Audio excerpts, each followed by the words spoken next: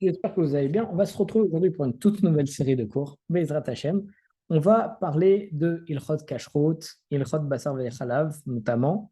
C'est toutes les lois sur la kashrut, la nourriture cachère, sur le fait de les mélanges de lait et viande, comment on fait, si on cuit du lait dans un ustensile de viande, comment ça se passe, etc., etc. Et cetera. Et on va se baser sur un livre extraordinaire de Rav Forst, The Kosher Kitchen, une cuisine cachère. Alors, vous m'excuserez, le livre est en anglais. Alors, bien entendu, le cours ne sera pas en anglais, mais je traduirai simultanément. Donc, vous m'excuserez si à des moments, je prenne peut-être un tout petit peu plus de temps pour vérifier des traductions, bien que j'ai un petit peu préparé le cours en avance. Et on va essayer de commencer ensemble. Donc, on va commencer par une introduction pour ce premier cours. Alors, l'introduction va sembler très basique, mais en réalité, ça va reprendre des notions essentielles qu'on va développer par la suite.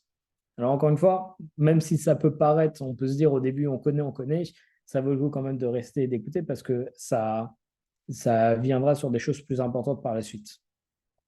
Alors, le Rav nous dit que l'interdiction, les interdictions reliées à la cacheroute, à la nourriture pour les juifs, peuvent se diviser en trois groupes. Le premier groupe, ce sont les interdictions directement de la Torah, mi-deoraita, on appelle ça, qui viennent de la Torah. Donc la Torah explicitement nous interdit dans le Chumash certains animaux, etc., etc., certains poissons, certaines volailles.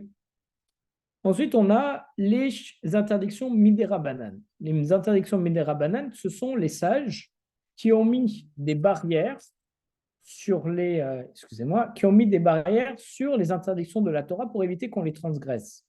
Ça, on voit ça dans la première ou seconde Mishnah de Pirkei Avot, où on dit Soim Asuseyag la Torah. Vous ferez des barrières à la Torah. Parce qu'en réalité, Kadosh Baruch Hu, il nous a interdit des choses, et pour éviter qu'on en vienne à les enfreindre, alors les sages, ils ont rajouté des barrières. Un exemple simple, on n'a pas le droit d'avoir de relation. Avoir une relation, c'est faire l'acte avec une personne avec qui on n'est pas marié. Alors, pour éviter ça, les sages, ils ont créé une barrière de Shomer Negia, où on n'a pas le droit du tout de toucher une femme avec qui on n'est pas marié, ou bien notre femme lorsqu'elle est nida, parce qu'on n'a pas le droit d'avoir une relation avec notre femme si elle est nida, si elle est dans sa période. Et donc, ça, ce sont des décrets des sages pour éviter de transgresser la loi de la Torah. Et il faut savoir que c'est écrit, c'est Akadosh Baruch Hu, c'est écrit dans le Chumash, c'est lui qui a donné le pouvoir aux Chachamim de pouvoir faire des décrets, et celui qui est ouvert sur un Midera celui qui transgresse un Midera c'est aussi grave que s'il était ouvert sur un Midoraita, que s'il transgressait un Midoraita. Il ne faut pas se dire, bon, c'est juste une barrière, c'est pas grave, moi je me fais confiance, je sais que je ne vais pas aller plus loin et donc je me permets de transgresser ça. Non, c'est aussi grave. Alors, pourquoi c'est important de faire la distinction? Parce que dans certains cas, on pourra avoir des réponses à l'Afrique différentes. Par exemple, on sait que Mideoraita les Khumra, Miderabanan les Kula. En réalité, lorsqu'on a un Safek Mideoraita les Khumra, lorsqu'on a un doute sur un cas qui relève d'une loi de la Torah, alors ce doute-là, on va être marmire, on va prendre la réponse la plus dure. Par exemple, on ne sait pas, on a un doute finalement si ça devient des cachères ou pas cachères. Comme la cacheroute de la vente, ça vient directement de la Torah, alors on va être marmire, on va prendre la sévérité entre guillemets, on va considérer que c'est pas cachère. Par contre, s'il y a un safek, il y a un doute sur un cas qui relève d'une loi édictée par les sages, un décret des sages, donc midera banane, alors on ira les coups là, on pourra permettre. Si on hésite entre deux choses, si c'est permis ou interdit, et en réalité, ce serait les sages qui ont interdit cette chose, on ne sait pas si cette chose elle est permise ou interdite, alors on pourrait permettre parce qu'on ira à la kula, parce que c'est un mythe des rabanan. C'est pour ça que c'est important de réussir à faire la distinction.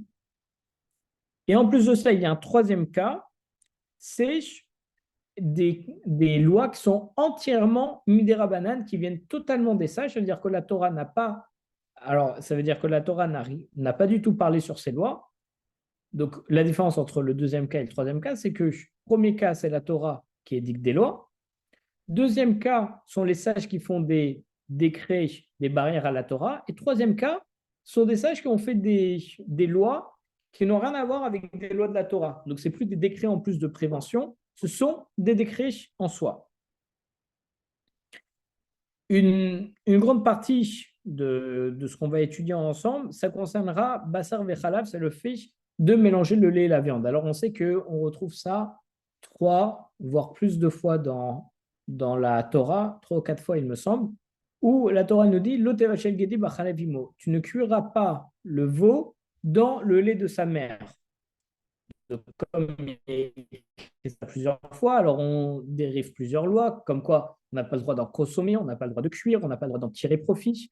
Et donc, le veau dans le lait de sa mère, de là, c'est Bassar Vechalav, le veau qui est la viande, dans le lait de sa mère, donc dans le lait.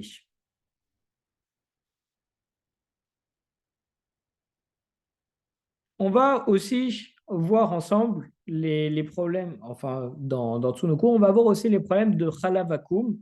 C'est le lait qui a été fait, mis en bouteille, etc., par un non-juif. C'est pour ça qu'on a le lait Khalav Israël. Pour ceux qui sont plus marmir, ce sont des laits vérifiés par des juifs, etc. On va avoir le problème de Bassar Vechalav, de Khalav Akum, de Gviat Akum, c'est du fromage fait par un non-juif. C'est pour ça qu'on a besoin d'avoir un Hercher, un tampon de cache-route sur les fromages. Patakum, du pain qui a été fait pour un non-juif. C'est pour ça qu'on voit beaucoup de personnes qui vont dans certaines boulangeries tenues par des goïms, mais dont le four a été allumé par un juif, parce que si c'est le juif qui allume le feu le matin, alors on peut considérer que c'est comme si c'était lui qui avait cuit et cuisiné les pains. Donc ça, on évite le problème de bichoulakoum. Et on verra plus tard aussi tous les problèmes lorsque, par exemple, d'un non-juif qui travaille dans une maison, qui s'occupe de la maison, qui garde la maison, etc. Parce qu'on a aussi des problèmes lorsqu'on laisse, par exemple, de la viande comme ça sans surveillance et qu'il y a un non-juif à côté, on peut avoir peur. En tout cas, ce sont des craintes qu'on retrouvait beaucoup au temps de la Gemara et qui est relatée dans les textes, que le non-juif va pouvoir échanger la viande, que ce soit par inadvertance ou avec préméditation, il voulait vraiment le faire ça. Et donc, on pourrait manger par ça de la viande non cachère. Manger de la viande non cachère, c'est directement un lav mideoraita, un interdit directement de la Torah. On verra aussi, donc c'est ça, donc on verra plus tard les lois de Bassar chez Minayin. Aïn, c'est la viande qui a été laissée sans surveillance. Et tous les autres problèmes qui en découlent, comme le vin laissé sans surveillance et qu'il y a un juif à côté, bien entendu, le fait de manger de la viande et du poisson ensemble, et le problème des oignons pelés et des œufs qui ont été laissés comme ça durant la nuit sans qu'on les touche.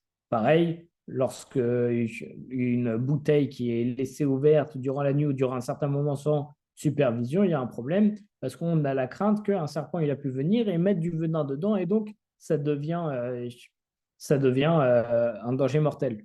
On peut poser la question, aujourd'hui dans nos maisons, il n'y a pas de serpent ni quoi que ce soit qui peut venir.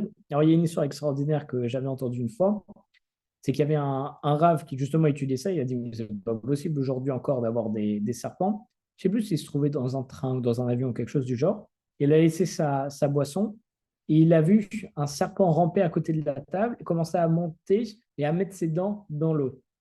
Et donc, à partir de ce moment-là, il s'est rendu compte qu'en réalité, oui, ça pouvait toujours exister. Et de toute façon, ce que dit la Torah, c'est éternel. Il y a toujours des raisons, il y a toujours des choses. Même là, même personnellement, quand je laisse une bouteille d'eau ouverte comme ça, il y a quelque chose qui me dérange à en boire après parce que avec tout ce qu'il y a dans l'air, etc., et qui peut rentrer dedans, de toute façon, il y a quelque chose qui ne va pas. Et l'air d'aujourd'hui, il est bien plus pollué et toxique que l'air de l'époque. Donc, on pourrait même peut-être dire, dans un sens, que ça remplacerait le serpent. Donc, de toute façon, ça ne serait pas une bonne chose. Un exemple tout bête, c'est laisser une bouteille en plastique d'eau au soleil.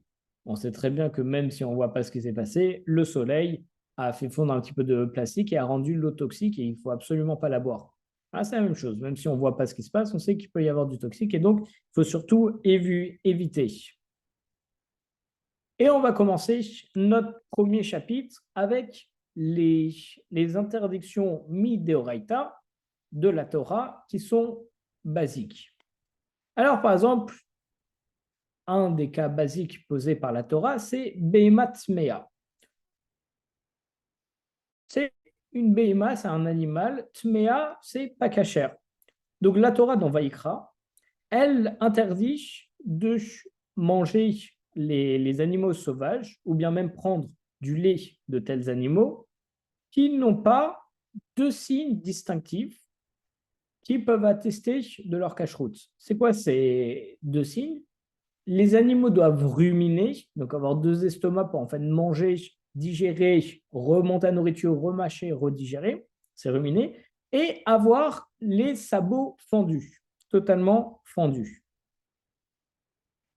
Et s'ils ont ces deux signes, alors c'est considéré comme Behemat Tehora, un animal cachère. Et donc, par exemple, on a la girafe, le mouton, le, le bison, la gazelle, l'antilope. Ce sont des animaux qui ont les deux caractéristiques et donc qui sont considérés comme cachères. Mais un animal qui a aucun signe ou même un seul signe sur les deux, il ne sera pas considéré cachère. Il faut absolument les deux signes. Et l'exemple le plus classique, et d'ailleurs c'est pour ça que tout le monde dit non, non, je ne mange pas de porc, je ne mange pas forcément de viande cachère, shalom, mais en tout cas je ne mange pas de porc. Pourquoi est-ce que le porc et le cochon sont les animaux emblématiques? Parce que en réalité, ils ont les sabots fendus, donc ils montrent qu'ils ont les sabots fendus, mais ils ne ruminent pas. Donc, d'un point de vue extérieur, on a l'impression qu'ils sont cachés. On voit ils ont les sabots fendus, donc ils sont cachés. Mais à l'intérieur, ils ne ruminent pas. Et donc, il y a même Chazal, nos sages, ils font beaucoup de livrets Torah dessus, de cours dessus, en disant qu'il ne faut pas être comme le cochon, où on montre, on a été, entre guillemets, patte blanche, comme si on était bien, etc. Mais à l'intérieur, on n'est pas bon.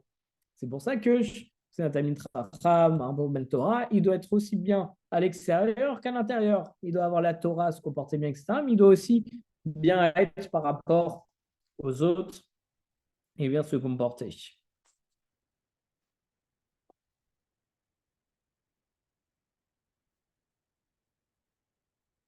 Ok.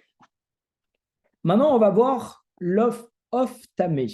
Off-tamé, ce sont les volatiles qui ne sont pas cachers. Alors, pour les volatiles, c'est différent. On retrouve aussi dans Vaïkra, il n'y a pas de différenciation, il n'y a pas de signe pour connaître les cachers et les non cachers.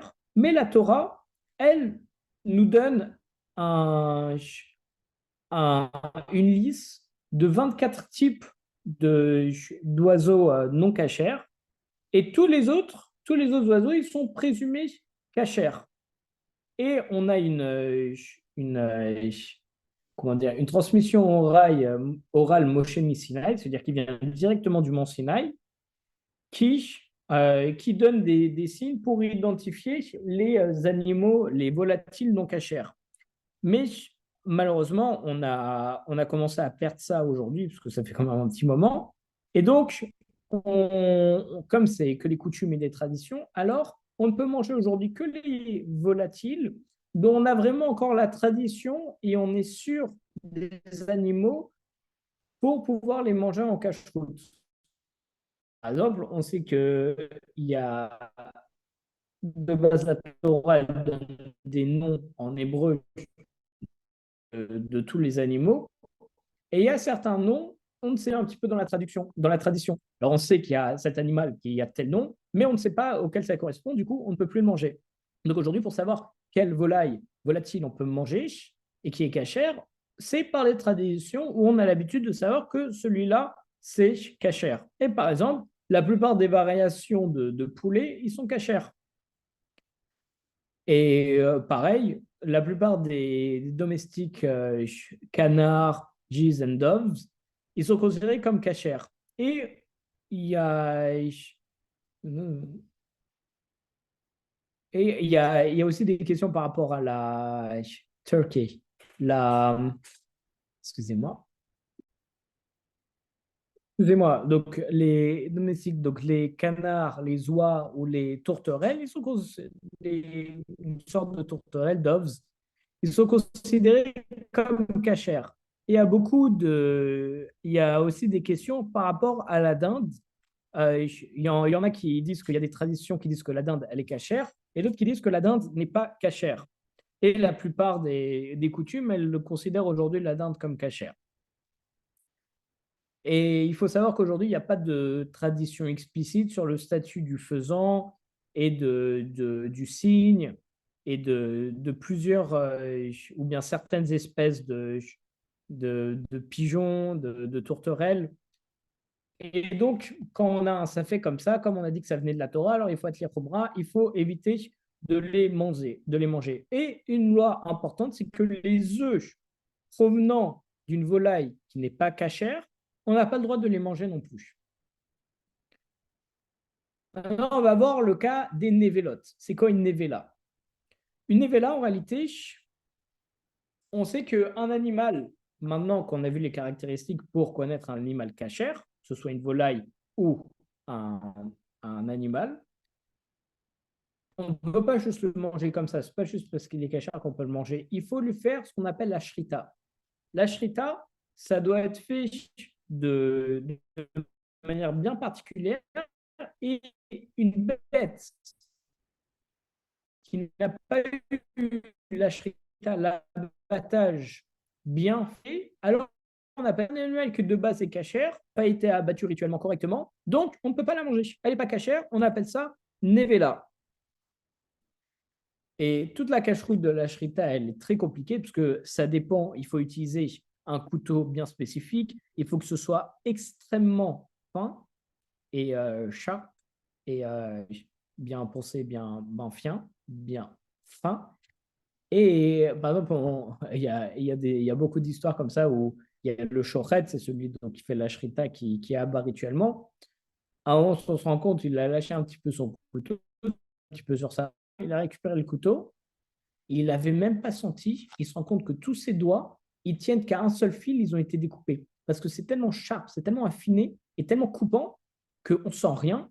Et il avait ses doigts qui pendaient comme ça, excusez-moi de l'image. Il n'avait même pas senti et ça avait d'un coup, juste en lâchant, coupé les os, coupé tout, quasiment tout le doigt.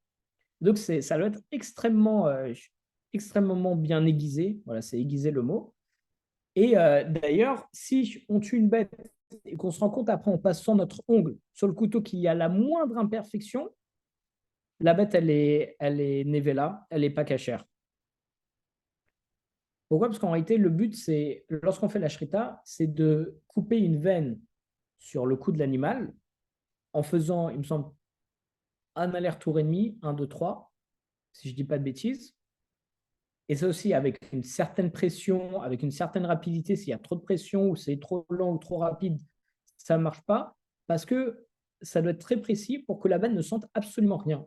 C'est ça le but de la shrita, c'est que la bête, lorsqu'on la tue, elle ne sente rien et elle meurt instantanément. Comme les doigts du chokrat qui ont été coupés malheureusement, il n'a rien senti. Ça doit se faire d'un coup. Et elle doit mourir d'un coup parce que si elle ressent de la douleur, alors ça va contracter tous ses nerfs et là, c'est pas cachère.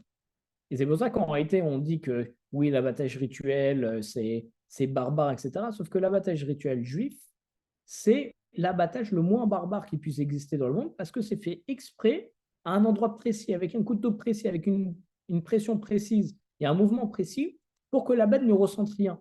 Donc si on va dans les abattages classiques, français, etc., d'abord ils assomment la bête, ça aurait été, ils la tasent avec un courant électrique, puis ils la tuent, ils la battent, enfin c'est terrible, et elle souffre énormément la bête. On dit oui, mais on ne la tue pas tout de suite. Oui, mais avant, ils l'assomment, et pour l'assommer, ils lui mettent un courant électrique avec un taser. Donc, je ne suis pas sûr que ce soit mieux.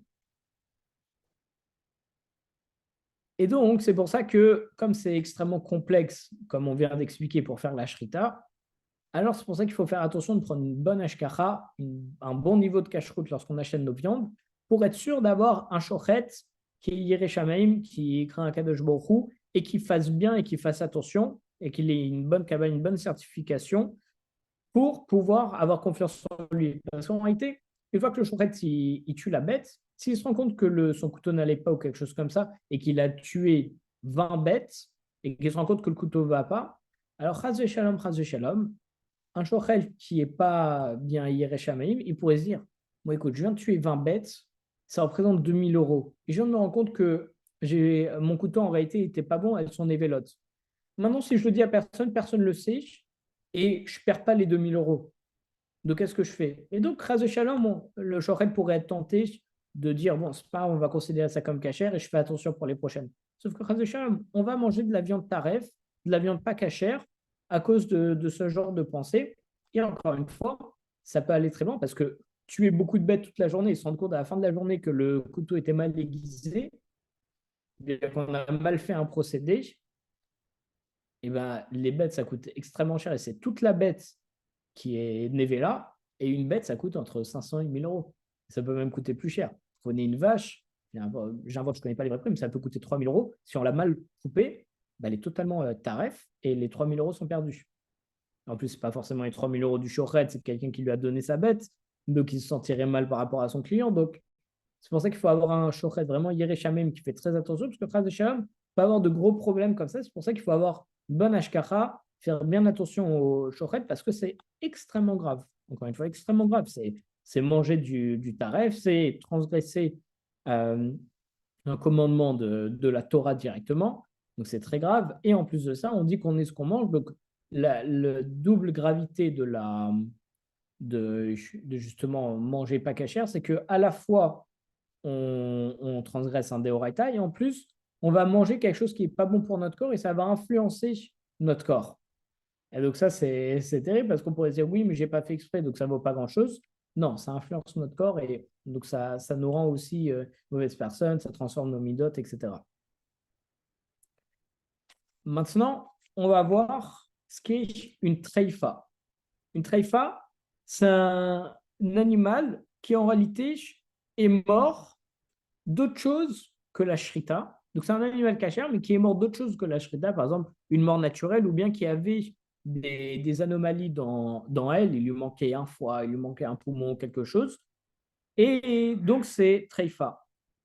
Et ces différents problèmes que peuvent avoir les bêtes et qui les rendent treifa, comme le manque d'un organe ou quelque chose, c'est énuméré par nos sages, par tradition. On peut retrouver ça dans le Rambam, dans l'Ilkhot Shrita. Et c'est une tradition Moshe Messina, qui nous vient directement du Sinaï, pour savoir quel problème chez une bête, quel handicap chez une bête pose un problème et la rend treifa. Par exemple, aussi, si un animal il a des trous ou des organes perforés, ça le rend treifa. Ou bien certains os particuliers qui seraient fracturés, ça serait treifa. Donc, même si on prend une bête qui est cachère, on lui fait la shrita proprement, mais qui a en réalité des trous dans le foie ou bien certains os cassés, etc., alors on ne pourra pas la manger parce que c'est taref. On voit qu'on doit vérifier plusieurs choses avant de manger une bête. On doit vérifier si elle fait partie de la liste cachère, on doit vérifier que ce n'est pas une nevela, on doit faire correctement la shrita. Ensuite, on doit vérifier s'il n'y avait pas de problème dans la bête. C'est pour ça qu'il y a des hashgachot, des cache-routes au-dessus, notamment les Chabad, ils utilisent ça. Et la viande Rothenberg, il me semble, qui est une très bonne hashgacha, un très bon niveau de cache-route. Justement, ils vérifient que le foie n'est pas perforé et qu'il n'y a aucun trou dans le foie pour pouvoir manger toute la bête. Parce que s'il y a des trous dans le foie, ce n'est pas juste le foie qu'on ne peut pas manger. C'est toute la bête qui, en réalité, était une treifa. Et s'il y a un problème dans la bête, mais qui n'est pas un problème qui fait partie de la liste que nos sages ils ont, alors on ne les considère pas comme treifa, même si aujourd'hui, d'un point de vue médical, on considère que cette bête avec tel problème, elle est censée mourir plus tôt, et donc c'est un véritable problème. Peu importe, la liste que nous a donnée Khazal, on se pose dessus et ça nous suffit. Et pareil, si nos sages ils nous disent que telle chose, tel problème dans le corps de la bête la rend taïfa, alors même si aujourd'hui on va voir un spécialiste des animaux et qu'il nous dit en réalité ce problème-là, ça pose aucun problème dans la bête, elle vivra pas moins longtemps, etc. Peu importe, on fait confiance à nos sages et c'est en nos sages et c'est tout ce qui compte pour nous.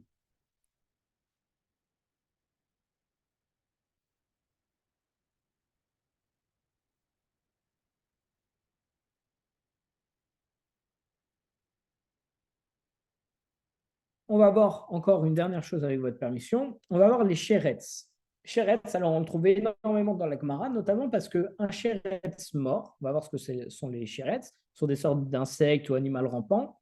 S'il y a un sherets mort, alors on ne sait plus exactement c'est quel animal, mais ça rend impur tmemet. C'est le plus haut niveau d'impureté. S'il y a un sherets mort à côté de nous, on contracte le plus haut degré d'impureté, et donc on doit s'immerger au mikvé, on doit faire la paradouma, la vache rousse avec ses cendres, on ne peut pas servir au temple, amener les sacrifices. Pour les co-animaux, c'est très compliqué. Donc, il faut faire attention à ce que c'est. Donc, juste pour parler rapidement du Sheretz, c'est la Torah encore dans Vaïkra, c'est toujours au même chapitre, au 11e chapitre. Là, c'est le verset 41 et 42 pour ceux qui veulent aller voir. Elle nous interdit de manger les amphibiens ou bien les petits swimming, les petits insectes qui volent ou bien qui nagent, ou bien les tripping qui opient comme ça sur la terre. Et manger un chéretz, donc toutes ces sortes d'insectes qui incluent les fourmis, les petits insectes, les mouches, les moustiques, tout ce que vous voulez, c'est très très grave d'en manger. Tellement c'est grave qu'on voit que même si on mange un seul tout petit insecte, vraiment tout petit, une toute petite fourmi, il y a marqué dans le traité Makot qu'on peut transgresser 4, voire 5, voire 6 commandements négatifs de la Torah, des laves. Et pour chaque commandement de la Torah, comme ça, en le mangeant transgressé, on est chayav, on est passible de 39 coups de malkout, avec un lasso, avec un fouet.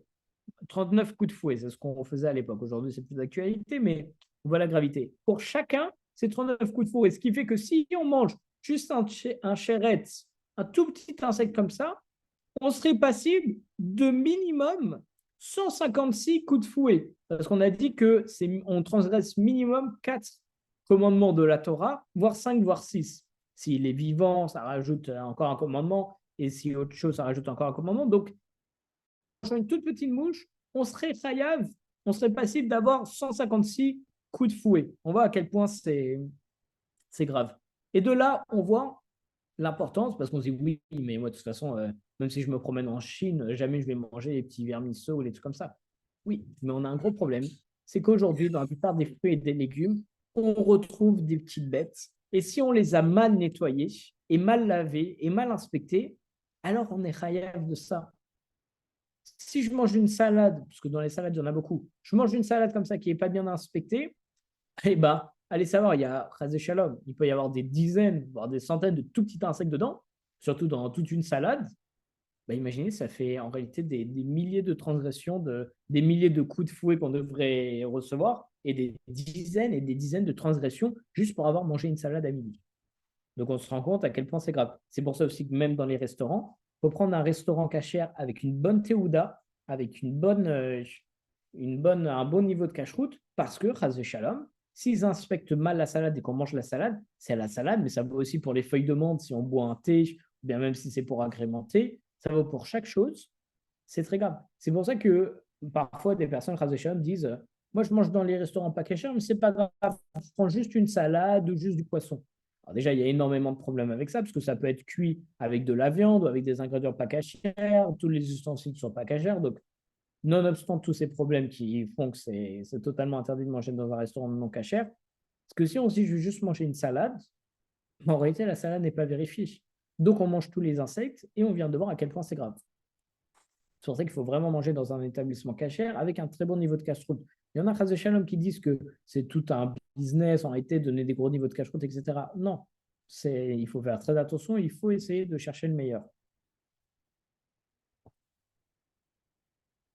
Il y a, par contre, et ça c'est un petit point intéressant avant qu'on s'arrête, comme ça on s'arrête sur un petit point sympathique, on dit, il y a écrit dans le traité Megillah qu'il y a toujours de la place pour des sucreries. On dit dans un repas, même si on est full et qu'on a très bien mangé, il y a toujours de la place pour une petite sucrerie à la fin. En réalité, ça s'applique aussi dans la Torah, même si on a énormément étudié la Torah, etc., il y a toujours la place pour un petit chidouche, un petit point intéressant de cette petite sucrerie. En réalité, il y a un type de chéretz, donc d'insecte comme ça, qui est permis. Et en réalité, et on en a déjà tous un petit peu entendu parler, la Torah, elle parle d'une sorte de criquet. Alors, criquet ou bien, comment on appelle ça, une sauterelle. Une sauterelle qui est permis et qui est énumérée dans le Shulchan Aruch. Mais on a l'habitude aujourd'hui, comme on ne sait pas exactement c'est laquelle, alors on évite de manger. Mais il y a des communautés séfaradiques, séfarades, il me semble que c'est surtout les Marocains, qui ont la tradition qu'une certes par tradition. Il y a une autre exception qui est faite, c'est, par rapport à l'interdiction de Chéret, c'est manger le miel d'abeille. Parce qu'on sait que, euh, parce que le miel, on ne le considère pas comme une production de l'abeille elle-même, mais comme le nectar extrait d'une fleur, des boutons de la fleur, qui est transformé en miel.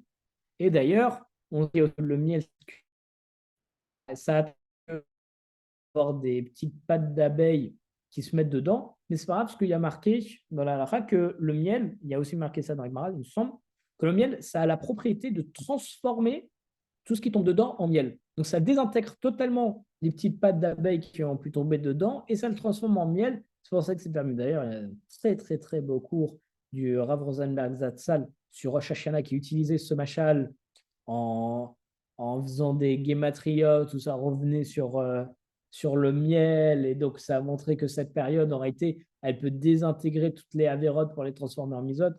Quelque chose d'extraordinaire. C'est un cours qu'il faut retrouver et écouter. Et c'est, Mamash, c'est très, très, très beau, très important. Et quelque chose, et donc un dernier point, une histoire très connue de Rav Kanievski qui a écrit tout un livre justement sur les sauterelles pour parler des sauterelles cachères. Et on raconte, et il a confirmé cette histoire, qu'un jour, il était en train d'étudier dans les livres une certaine espèce de sauterelle, mais on ne savait pas c'était laquelle, il y a beaucoup d'espèces. Et il avait du mal à comprendre quelque chose, comment elle était formée et tout. Et on dit qu'il a tourné sa tête vers qu'à ce moment-là où il se posait vraiment une question, il y a une sauterelle qui est venue se poser sur sa table. Et il s'avère que c'était exactement la sauterelle dont il avait besoin pour étudier, avoir et tout. Il a regardé, il me semble que c'était l'espèce de sauterelle cachère. Il a regardé, il a étudié, il a retourné, il a écrit tout ce qu'il avait écrit. Et dès qu'il avait fini d'étudier et répondu à sa question explicitement sur ce cas, la sauterelle, elle est partie. Ça, c'est la force de Khazal, parce que lorsqu'on veut se dévouer sur un sujet, etc., Kadosh Baruch Hu, il nous donne tout. Il nous fait même venir comme ça une sauterelle, un animal qui vient nous éclaircir et nous expliquer. Dès qu'on a fini, l'animal part. Et pour vous raconter une dernière anecdote sur la même idée, c'est que Baruch Hashem, pendant les fêtes là, à la synagogue, à un moment, il nous manquait une seule personne pour Shabbat dernier pour pouvoir avoir Minyan.